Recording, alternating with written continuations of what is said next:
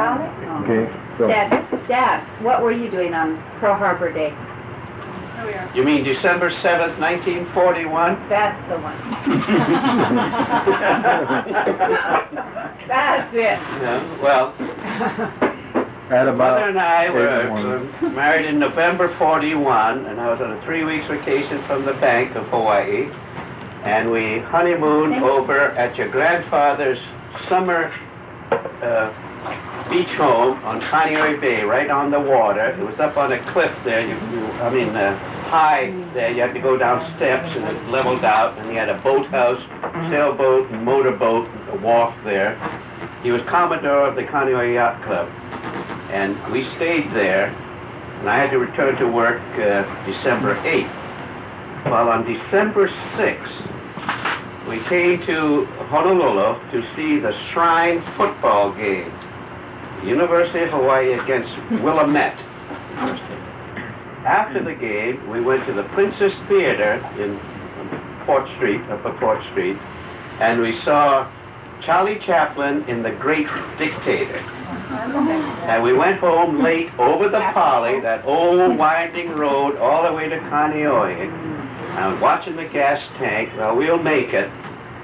And went to bed, tired and all. And the next morning, before 7 o'clock, heard this roar of planes and a rat-tat-tat-tat-tat-tat there.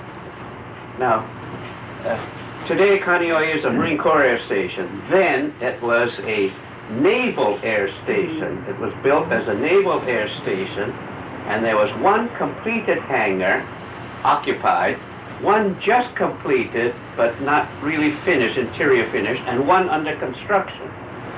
And of course we could look right across the bay and see those. The government had an early warning system, the DEW line, I think they called it. Yeah. And they had these PBYs, big seaplanes that would take off, and they'd fly from here to Alaska and everything all around and come down for detection. And usually when they landed, the crew slept aboard the planes there.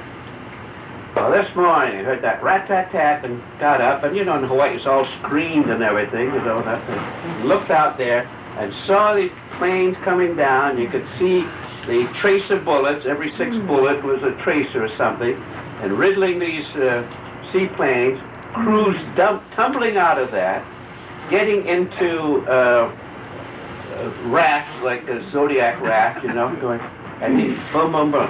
You could see it was a monoplane, single-winged plane.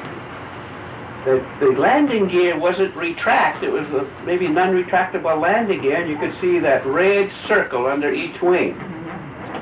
And they just set every plane afire there and machine gunned the whole area there and left. So I told Marge, I said, look, of course we were petrified and scared, you know. And I told her, look, it's a sneak attack by the Japanese. There's a carrier out there, but we're going to get it. But I need gasoline. The gas tank is empty, and the motorboat gas and everything.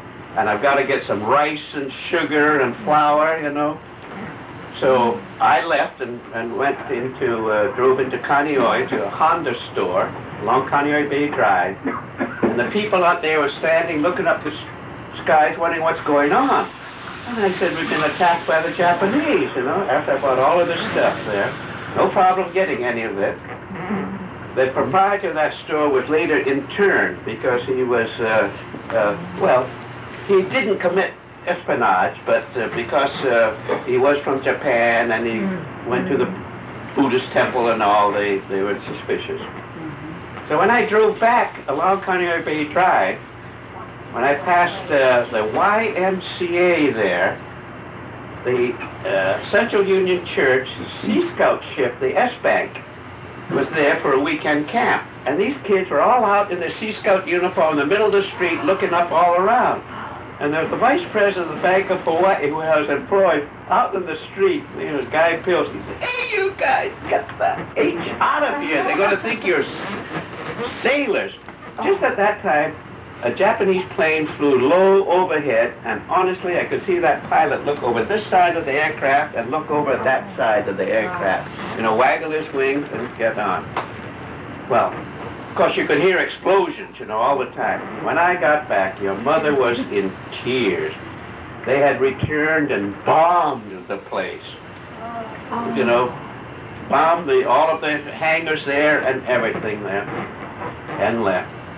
So, okay, turned on the radio, and so help me God, the station that we got fiddling around was from Kauai, and they were singing "It's So Peaceful in the Country." Then, okay, they came on and said we're under attack, take cover. And they had a message from the governor of Hawaii, who was Joseph Poindexter, and he was scared stiff, his voice, because either a bomb or an errant anti-aircraft shell had fallen into Iolani Palace grounds and into Schumann Carriage Company, which is right across the street from Washington Place, where our governor lives.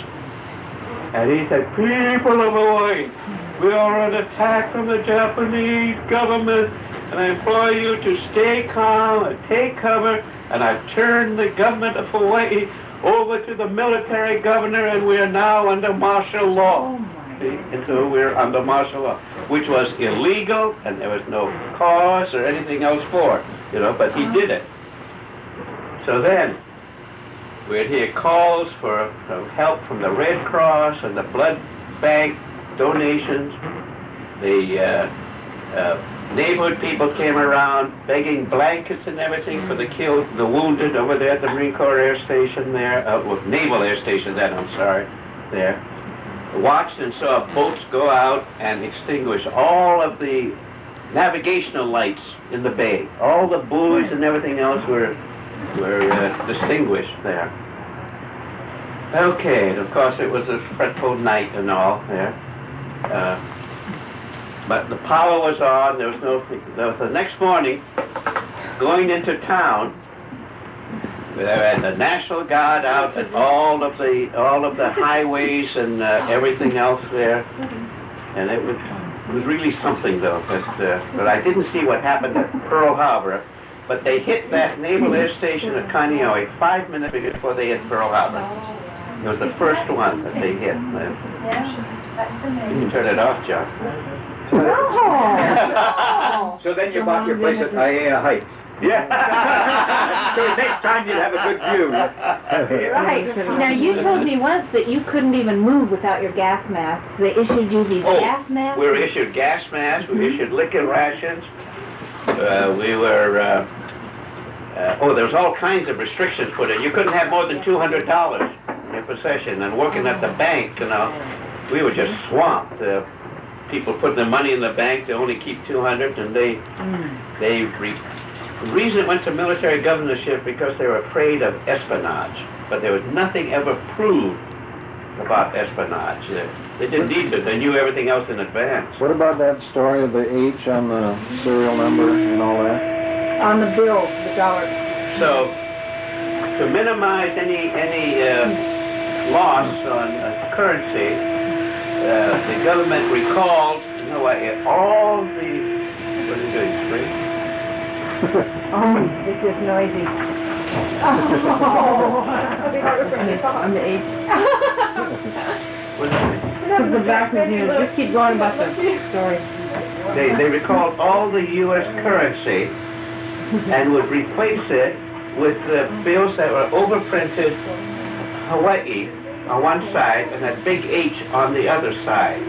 So that in case of capture the islands, they could declare that currency worthless throughout the world money markets. Every stock certificate in the bank, we had to get our stock certificates that were held for collateral or loans or something and perforate them with an H. And everybody had to bring in their stock certificates and was perforated with a big H. So in case of capture by the Japanese... Was it U.S. funds at that time? Oh yeah. It was, even though you weren't part of the state. We were a territory. We weren't a state, no, we were a territory, like Guam is today, or the Virgin Islands, or what, yeah. But most of your life, it was U.S. currency, was it? Always, yeah. I mean, in the late We were 1800s. annexed by the United States in 1898, and then it was all U.S. currency. But not King Kamehameha, he didn't use that stuff. No, no, he was pigs and sandalwood. But then we all were issued gas masks. What kind of money they had. We all had to dig a bomb shelter in our home, and we were living on Dominus Avenue, which is a block away from Punahou School, a block above the Pleasanton Hotel, which is no longer there on Wilder Avenue. And Bruce Spearman was a tenant of ours in a small cottage we had back of this small house.